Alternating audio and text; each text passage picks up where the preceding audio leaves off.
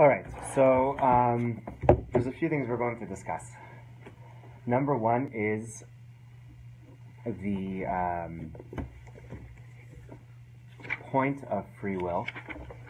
Okay, I'm going to read the essay together with you, and we're going to analyze what the point of free will is and how that helps us in our conversation of why it seems that good things happen to bad people, why bad things happen to good people. It's something that we have struggled with forever.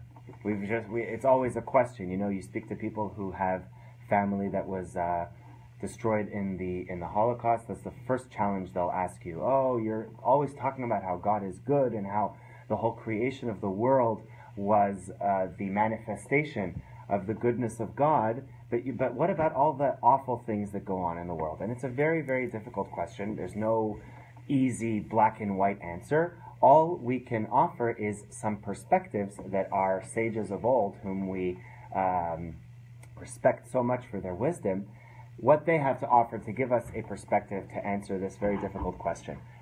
And then I want to answer a very big question that actually has to do with the Torah portions that we've been discussing. So we are up to the 10 plagues. Those of you that are following the weekly Torah portion, we're in the middle of the 10 plagues.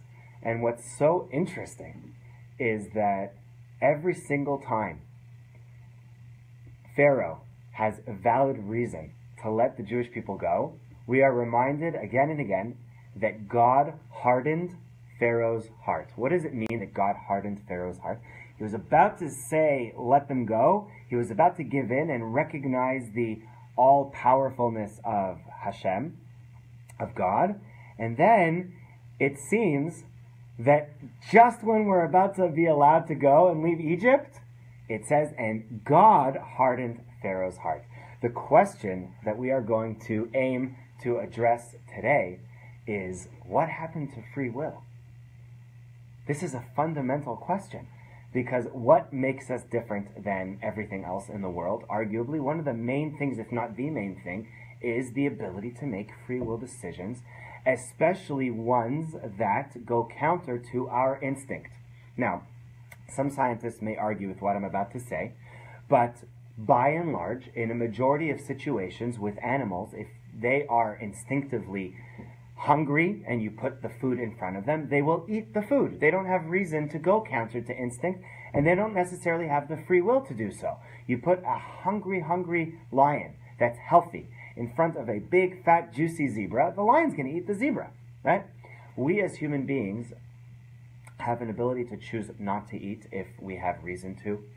We're not about to go and physically, by and large, a majority of the time, we're not going to just take any opposite gender person and be physically intimate with them just because our drives might want us to, and that drive is a healthy thing. God gave us a sexual drive in order to give as much as we can to our spouse. That it's there for a reason. It's meant to be there. But at the same time, right, we are able to take our free will and say, just because my physicality wants to be intimate with whoever, whenever, I'm not going to do that. Just because I want to eat, I'm not necessarily going to do that. It's not good for me, or it's not kosher, or it's a Yom Kippur, it's a Tisha B'Av. I'm not allowed to eat, and therefore I won't. Right? What keeps us elevated, what makes us so special, and the prime creation of God was the very fact that we were created with the point of free will. So we are going to analyze the specifics of what free will means, and eventually, hopefully towards the end of the class, we're going to analyze how was it fair to Pharaoh for his free will to be compromised. It seems, when taken literally, that had Pharaoh's free will not been tampered with, he would have let the Jews go. Why was there a need to constantly harden his heart, thereby enabling him to refuse the Jews from leaving and recurring this process of, okay, I'm going to hit you with another plague. Okay, Jews, you can go. God hardens the heart. No, you can't go. Another plague. And that pattern repeated itself almost 10 times. What's going on? Okay. So, Rabbi Dessler lived in Germany and left Germany to escape the Holocaust, and he went to England. And as a merit for the Jews who were going through their difficulties in Europe, he decided he's going to devote the entire wartime years to just studying and teaching Torah. And in England, these essays in Michtav B'Eliyahu are the collection of classes that he gave and distributed by mail in writing to Jews throughout the world during the war. So we begin. I'm going to read it to you and then we'll analyze, and I would love to hear your thoughts as we speak, okay? Let us try to analyze a typical choice, such as we often make in everyday life. Take, for example, someone who smokes too many cigarettes, so many, in fact, that he wakes up at night with severe pains in the chest. When he is in pain, he makes up his mind not to smoke the next day under any circumstances. He realizes it is just not worth it. Any smokers here?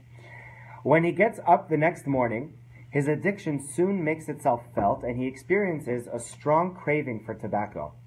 At first, he resists the temptation, but he grows stronger with every passing minute.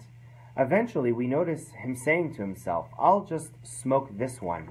One cigarette can't hurt me." Soon after he has smoked the first one, he again feels the urge to smoke, and once more he tells himself, after all, just one more cigarette can't do any harm.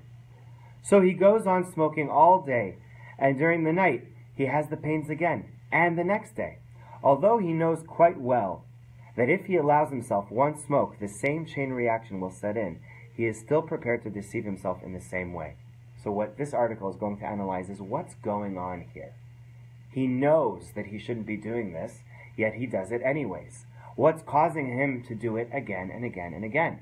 Is it a lack of free will? Is his free will compromised? Or is his free will not compromised? If you put the choice in front of him of pain versus temporary cigarette pleasure, the logic, no human being in their right mind will say, yeah, I'll take the pain over the pleasure. No.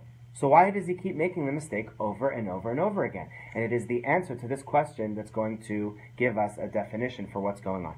Now, if he were faced merely with the stark alternatives, to smoke and have the pain, or not to smoke and not have the pain, there can be little doubt which he would choose.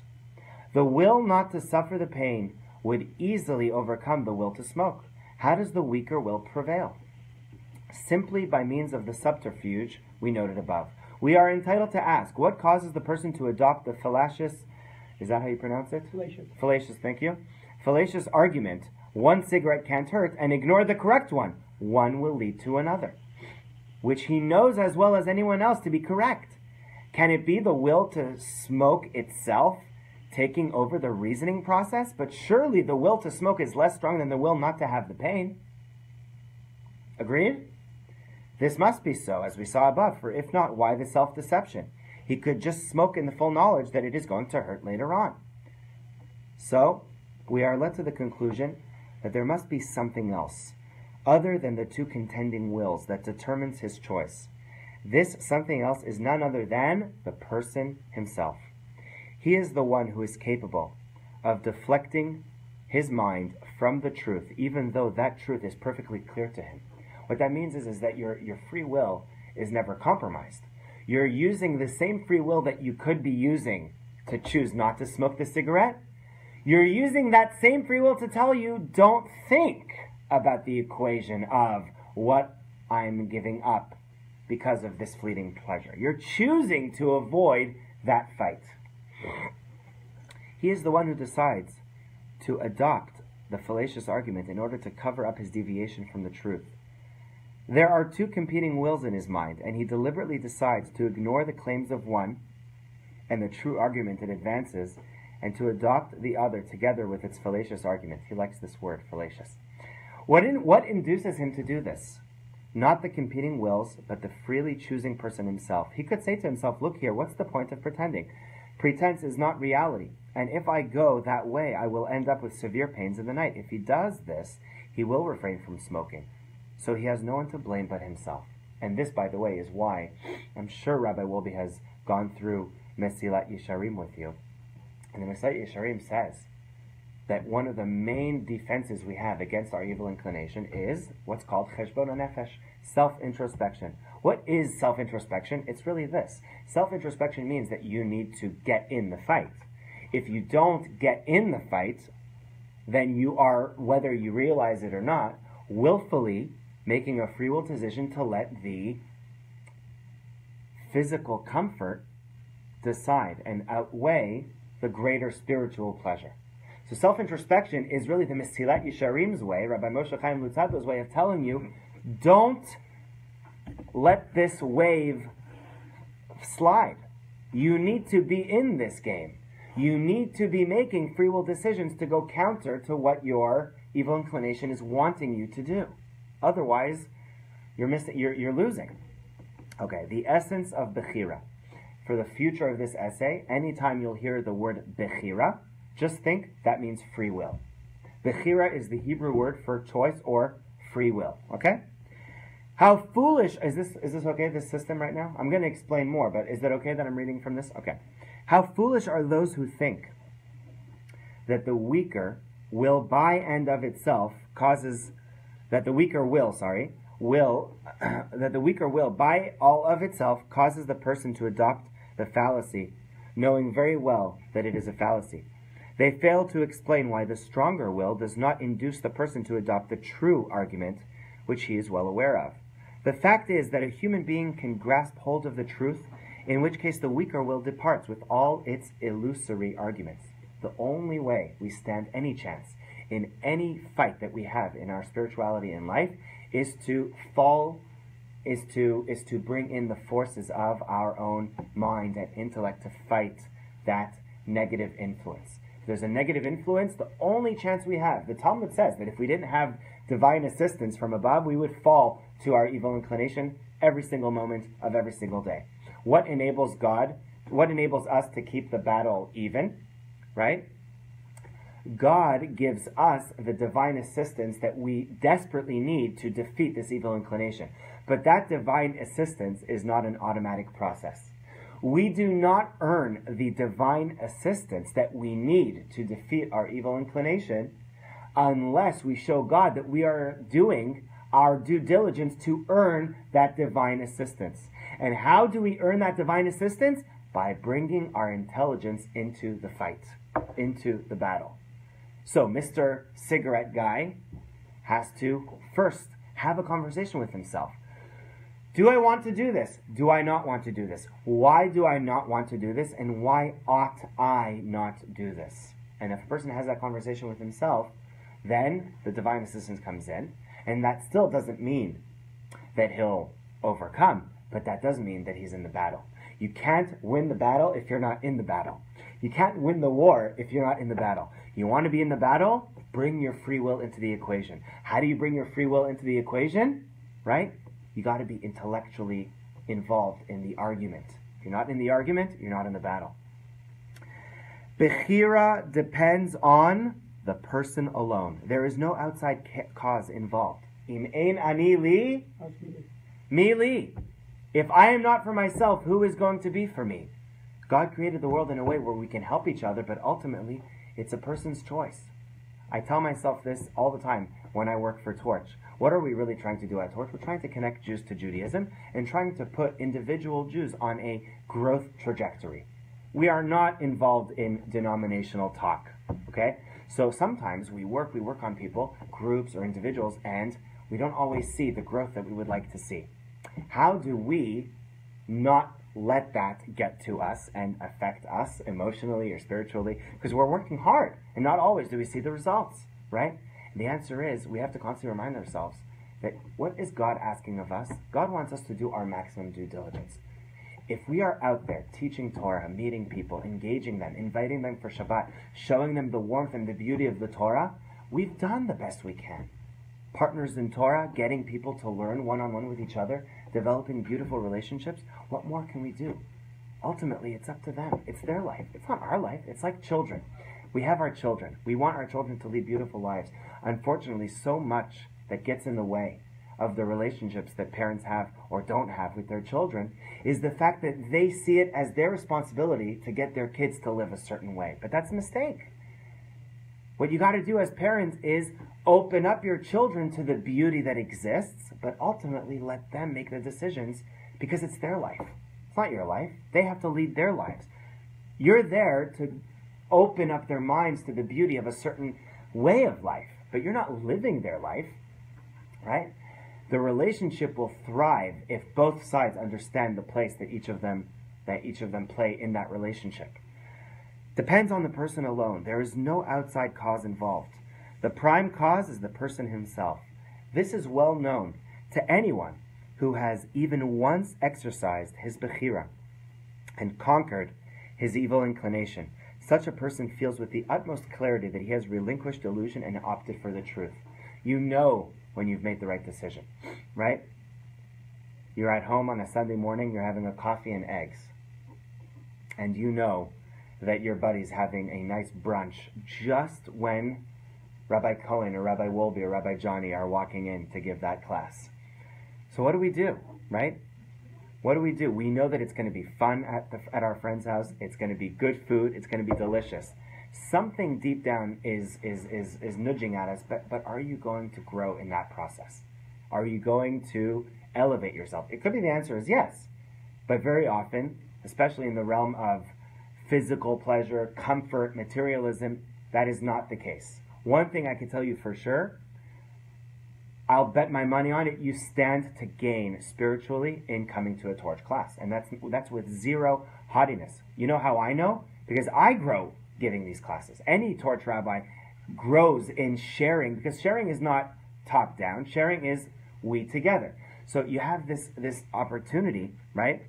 When you do choose to take that decision and to come to a class and elevate yourself, you know in the moment that you've opted for truth. Now, the reality of free will, okay? But someone who has never made the necessary effort to subdue the evil side of his nature will never be able to understand this.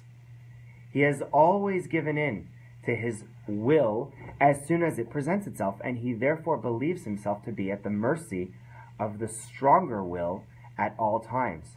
He cannot appreciate the reality of bechira, free will, because he has never in fact made a bechira. He's never brought in his intelligence and considered himself capable of making a decision that puts his spirituality above his base physical pleasure. And if you've never made such a decision and you don't know any better, then your entire life is one of, yeah, my body's telling me to do this, so I have to do this.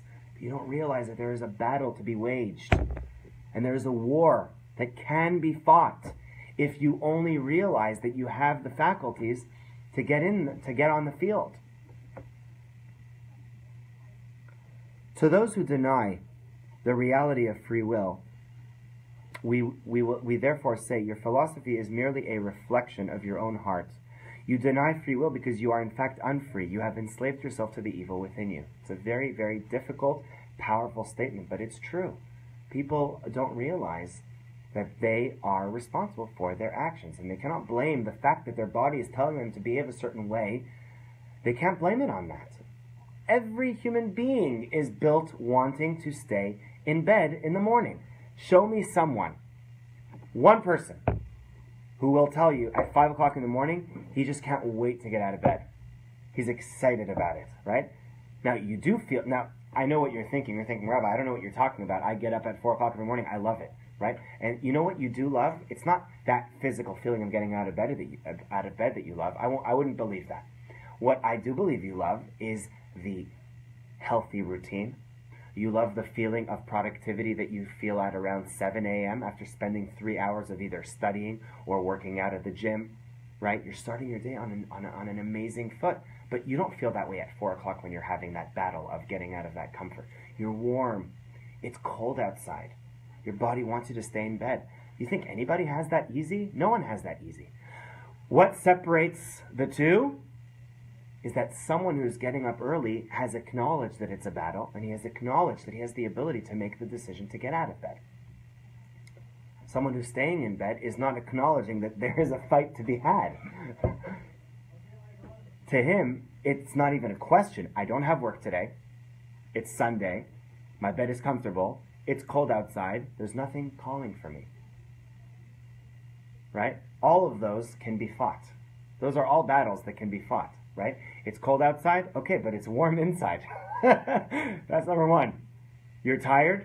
You'll be tired at 9 also. You could say, if you're in a comfortable bed, and you're under those covers, you could stay. There's always room to stay more in bed, right? You don't have work today?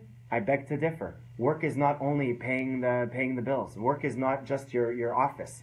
Work is character development. You know that in the Torah, there is a time for everything? When I get up in the morning, if I'm not in Houston, if I'm on a vacation somewhere, or wherever I am, I have an app in my phone that lets me know by which time I need to be praying the Shema, by which time I need to be praying Shachrit, the morning prayers. God instituted into our day a system of time where we ought to be praying certain things by a certain time, right? So you have to be up by a certain time, right?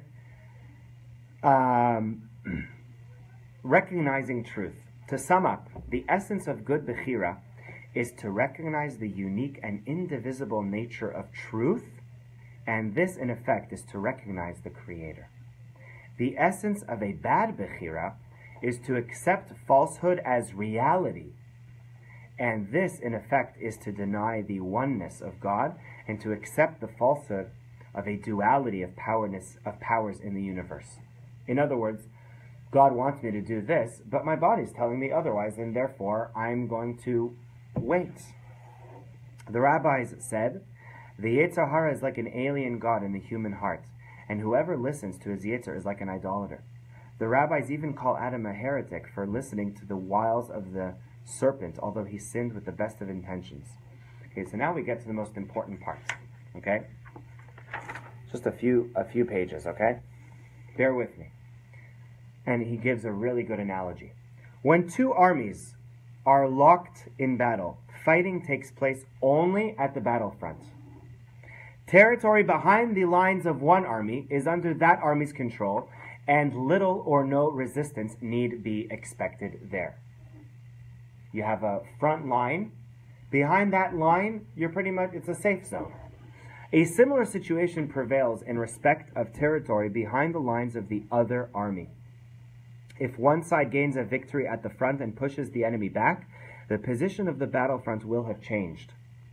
In fact, therefore, fighting takes place only at one location, though potentially the line could be drawn anywhere in the territories of the two contending countries. Okay, we all know what this is referring to. He's going to compare this analogy directly to the battlefront that we all have in our own unique lives when it comes to free will. And he calls it the moral battlefront. You ready? This situation is very similar with regard to bechira, to free will. Everyone has free choice at the point where truth meets falsehood. In other words, bechira takes place at that point where the truth, as the person sees it, confronts the illusion produced in him by the power of falsehood. But the majority of a person's actions are undertaken without any clash between truth and falsehood taking place. Many of a person's actions may happen to coincide with what is objectively right because he has been brought up that way, and it does not occur to him to do otherwise. And many bad and false decisions may be taken simply because the person does not realize that they are bad. In such cases, no valid bechira or choice has been made. Free will is exercised, and a valid bechira made only on the borderline between the forces of good and the forces of evil within that person. This is extremely important because all of us are different. We have been brought up differently. What is considered acceptable in one society or in one family is very different to what is accepted and the norm in another family. And therefore, what that means to say is that the battlefront for each and every one of us is very, very different and is varying. But as he just finished telling us, that battlefront is only a reality for that individual if he acknowledges the difference between truth and evil. What's my truth? What's my evil? For example, many Jews are prone to speak evil of others, thus transgressing the prohibition against Lashon Hara, without even realizing that it is a grave sin. Yet these same people would not dream of transgressing the laws of Shabbat. Their Yetzer Hara, their evil inclination, does not even tempt them to do this, or to miss prayers, or not to don tzitzit or tefillin, because they have been brought up to do these things without question. There is thus no bechira involved in any of these cases. Bechira comes into play only when one is tempted to go against the truth as one sees it. And the forces on either side are more or less equally balanced. The point at which this equilibrium is reached obviously varies with the individual and depends on many factors such as heredity, environment, education, but there is no human being who does not have a Bechira point somewhere along the scale. So I want to speak out a little bit over here. I want you to imagine, okay, that this book, this line here, is any human being's point of free will. So this is his life. His life is this line here. And let's say he was born, his point of free will is down here. All right? Let's say this is person A. Person B has a different line where his point is higher than this guy's line, than this guy's point. What does that mean? Imagine someone who's born to a broken family, no money, parents abusive. He grows up in the slums, thievery, all everything you can name, all you can name, right? And he's walking across the street, and there's some really, really old lady crossing the street with her purse, and there's $100 bill in the bag that's right outside the bag. It's barely in there. Meaning, it's very, very easy for this individual to grab that $100 bill if he wants to, right? So, compare that to someone that grew up in a normal home, with a normal upbringing, with a very decent materialism, in a nice, comfortable society, in a nice home. He was brought up with manners, good friends, and he's walking down the street, and he crosses such an old lady who does not see him, who also has $100 slipping out of her bag. So what Rabbi Dessler would be suggesting, based on this essay of Bechira, is that you cannot compare the battlefront that person A, who grew up in the slums, has with the battlefront of Mr. Not clergy, what's the word? Clerk? What's the terminology for someone who's upper class? There's a... nobility. For nobility, someone who grows up in nobility. I would argue to say, based on Rabbi Dessler, that this point of free will, meaning this battlefront, is above person A. What do I mean by above? It's beyond him. He doesn't have the faculties to choose to not take that $100 bill. That doesn't mean that he's right for taking it. It just means he's not in that battle zone, right? He hasn't yet made enough free will decisions to lift that point of free will to where this is a valid battle. He's been busy killing and doing all sorts of bad things his entire life. He's not right for doing so, but to take a $100 bill that's his for the taking? Again, we're never calling it okay to steal. That's not the point of this essay. The point of this essay is to show you how there are different levels of free will. The noble person, it's completely wrong for him to take such a $100 bill. It's below his point of free will. He struggles with different things. He struggles with speaking honorably to his colleague because he feels that, let's say, I am worthy, you ought to speak to me a certain way. I can speak condescendingly to you, maybe. I've just made that up. But for such a person, that's his point of free will, right? Why am I telling you this? Because that, first of all, is a very empowering thought. When you think about the fact that in society, so much of what society decides to be success is comparative in nature. How much money are you making? What's your job? Where do you live? Which neighborhood do you live in? Right?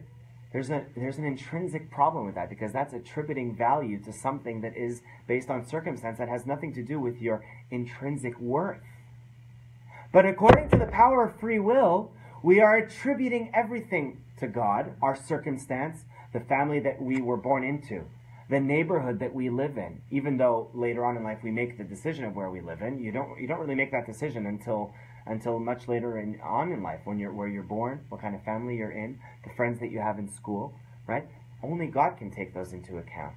But then you make free will decisions. And Rabbi Dessler is saying, you know how you get judged after 120 years in this world?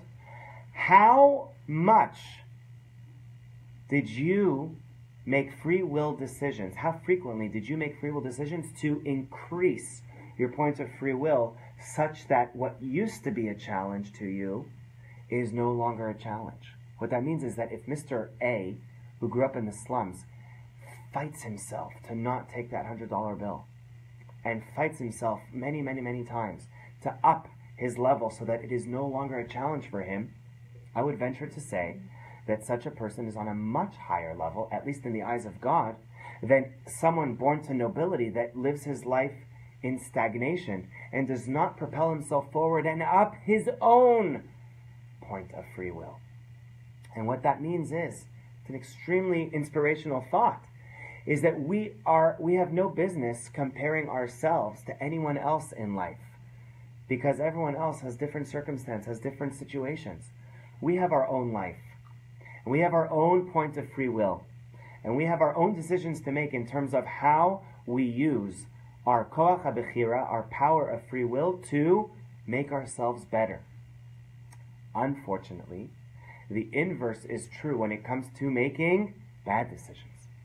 The Torah tells us that if a person sins enough, he can train himself to subconsciously consider his sins to be permissible in nature. A person sins often enough, he just convinces himself, this is okay, this is fine. And what is he in fact doing? He's moving his point lower and lower along the bar until he's in the negatives. You're in the negatives, right? Then you're heading to Gehinnom. That's what you're going to learn with Rabbi Cohen. Tanya, I had to fit some Tanya in there. Here's the Tanya. I was wondering where that was. Right, because that's the nature of the Tanya. Rabbi Cohen was supposed to be giving the class, but he's in Mexico for a kashrut operation, so I was filling in for him. So I figured I'd just throw in some Tanya in there, is that when your negative deeds outweigh your positive deeds, you are in the realm of Ra. You're in the realm of bad. Okay? How do we incorporate... Any questions so far?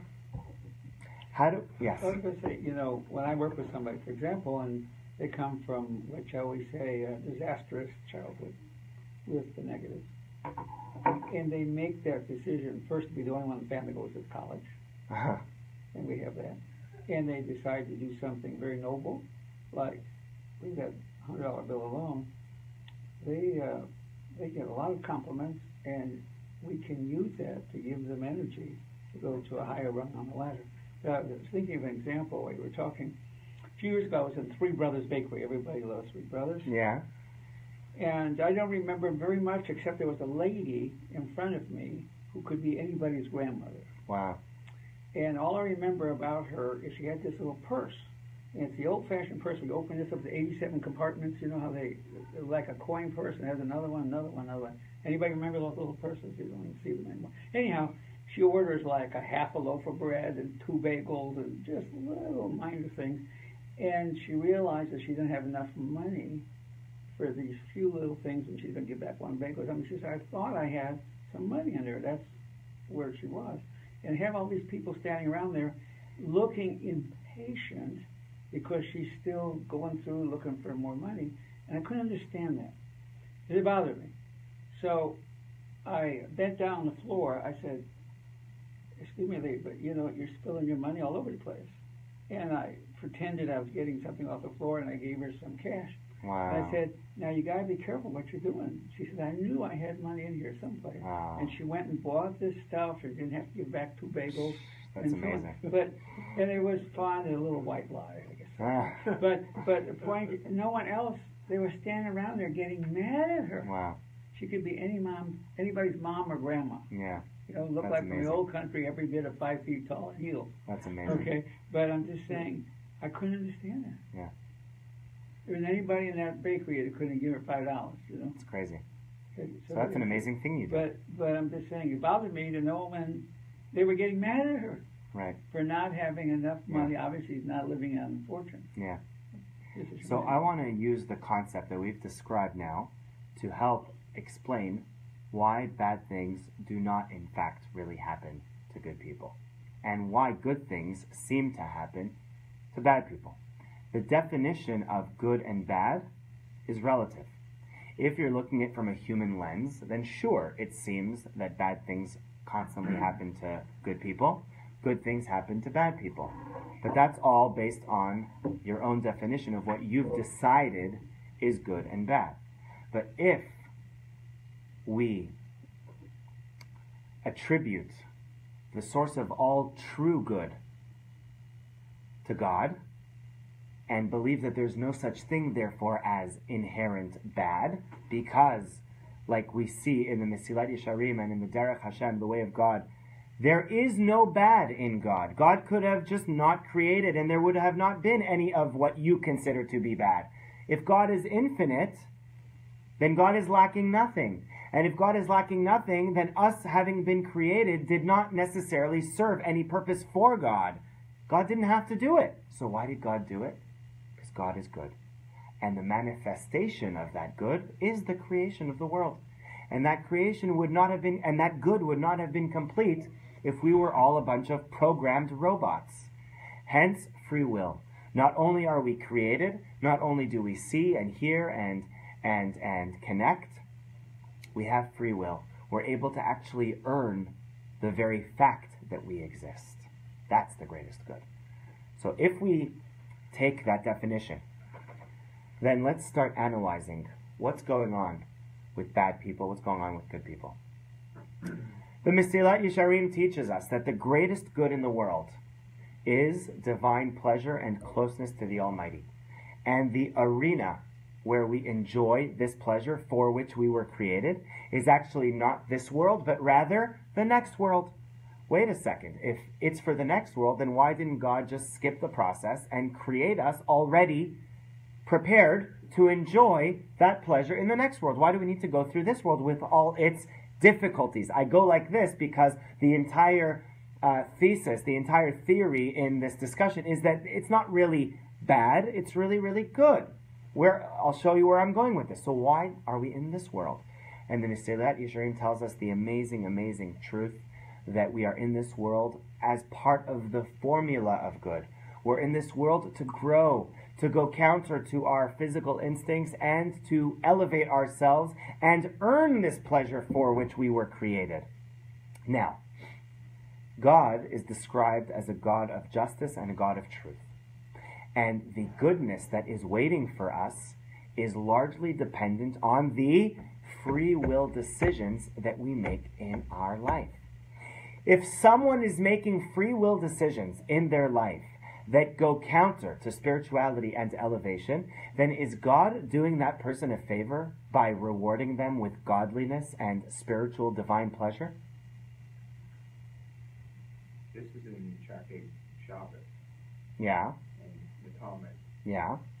I was flipping through it, I just got it. And the thing that you're talking about. So let me repeat the question. If a person spends his lifetime making free will decisions that go counter to personal, individual, spiritual elevation, would God be doing this person a justice and a truth by rewarding him in a currency that he has not chosen to teach himself to appreciate? It's a deep question, right? The answer is, right, in the next world. The answer is no. If you are living, Melissa, in America, and you did something for me, and I want to reward you, and I pay you in Zimbabwean, whatever the currency is there. Do you know what they are, Dr. Rosenstock? In Zimbabwe? Yeah. No.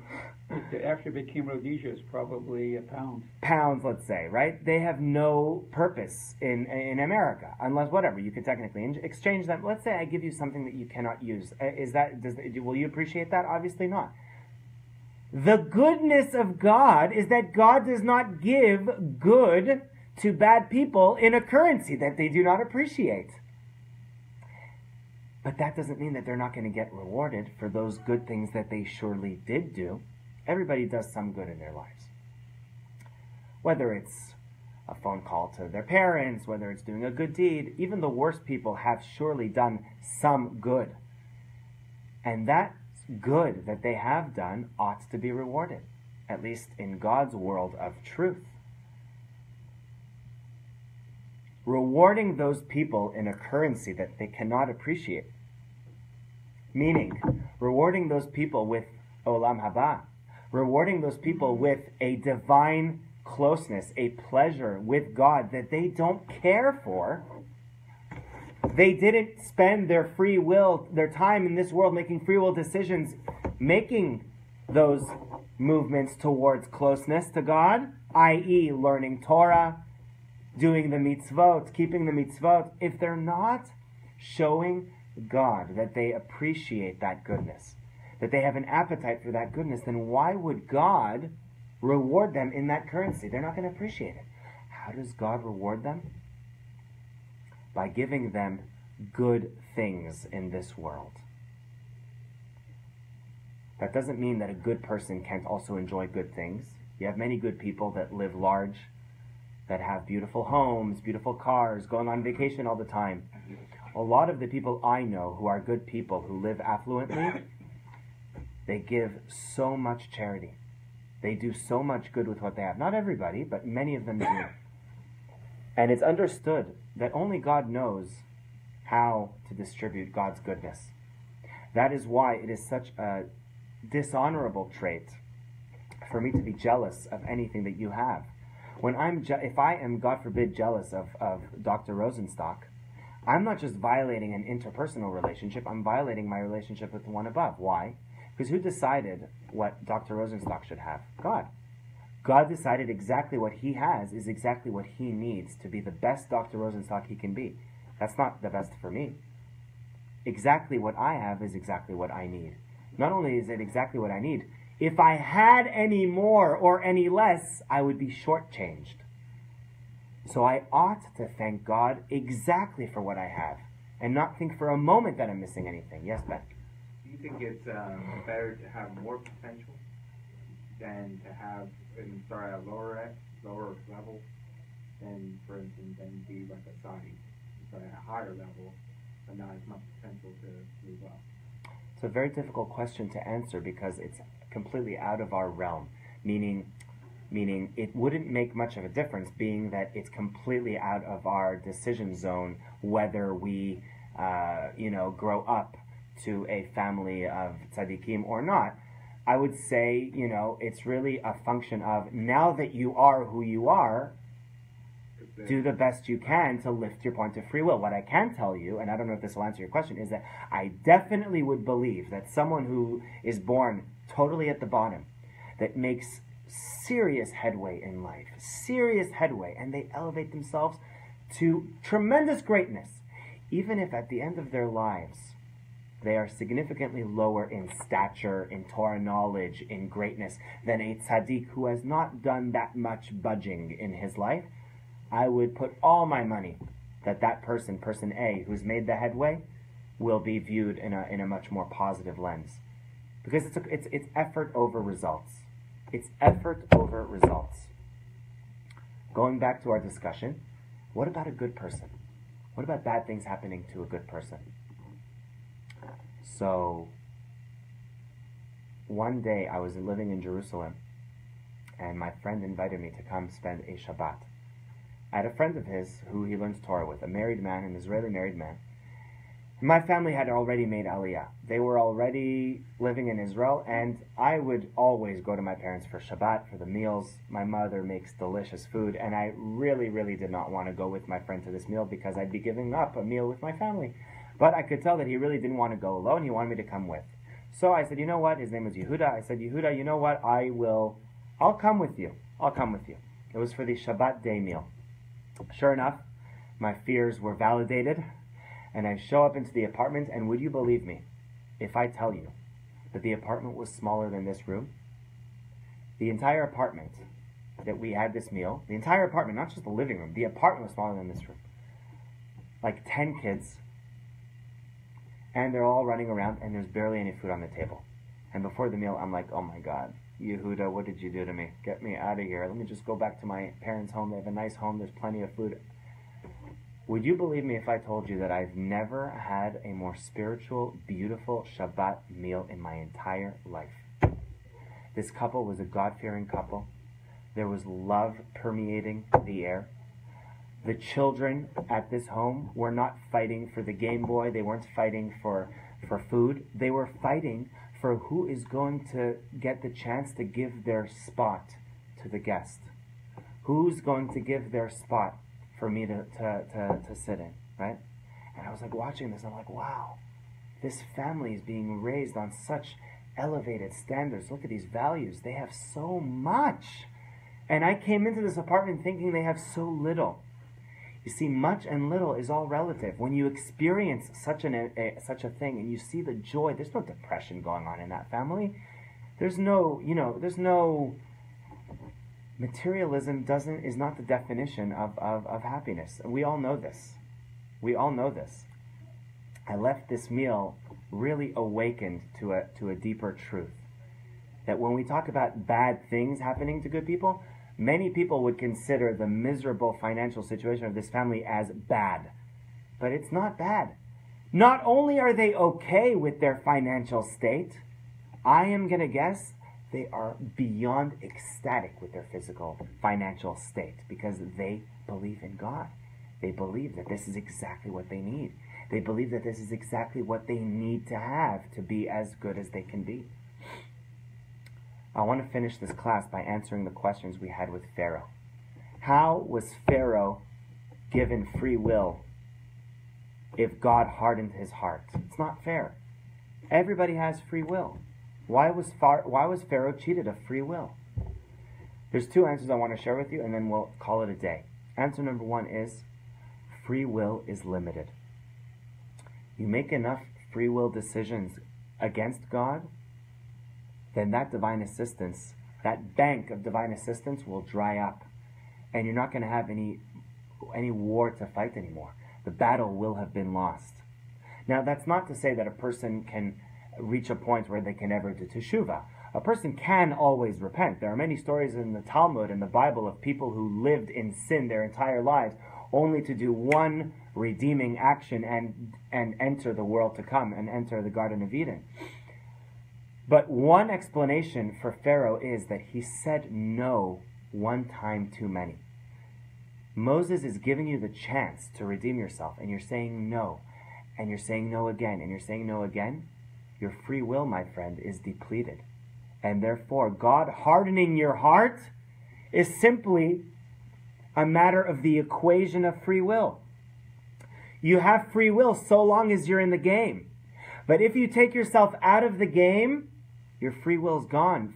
God is going to harden your heart, and you're going to have to suffer. That's answer number one. Answer number two is, which is totally different than answer number one, is that it is because God wanted Pharaoh to have free will that God needed to harden his heart. Why? Because Pharaoh was being faced with supernatural challenge. And we know that in life there is a power of balance, right? There's good and evil, etc. With Pharaoh, he was being faced with supernatural plagues, blood, frogs, lice, hail, etc.